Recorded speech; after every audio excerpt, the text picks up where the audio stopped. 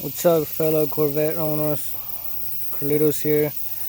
I've got this '05 Corvette with the 6-speed. It has a bunch of issues, but the main issue at hand, I think I made a post earlier, is that the car won't start now. So I did everything you guys told me, so let me plug in the battery.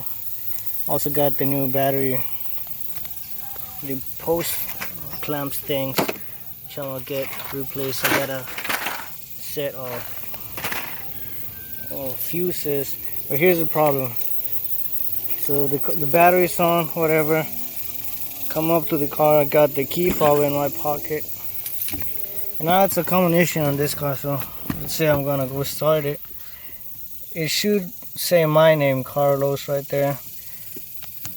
So I'll go and start it. Let's see. Press. That's not my name, so I'll press in this number, which is my setting. There we go. And it won't start. And I know that's a common problem for the '05 model, so I mean, I did, whatever. Put it like that, shift to reverse. You can hear that clicking sound coming from the air vents, so I think somebody said it's trying to recognize the key. I don't know. I don't know what's wrong with it. I guess it's the service column lock. Well, if you guys could help me out, I'd really appreciate it. I'm not very good with cars and stuff, so I'm really hoping I don't have to take it to the Corvette shop or the dealer. I think they sell a bypass, but yeah, I hope I can just install a bypass for this column lock. Let's try it again. Yeah.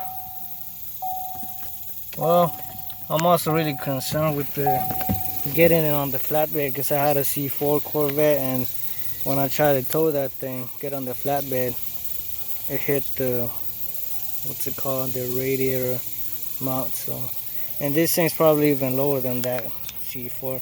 Well, yeah, I mean, let me see. I close it, and now the window doesn't go up. The battery's brand new. I went and got it tested, working fine.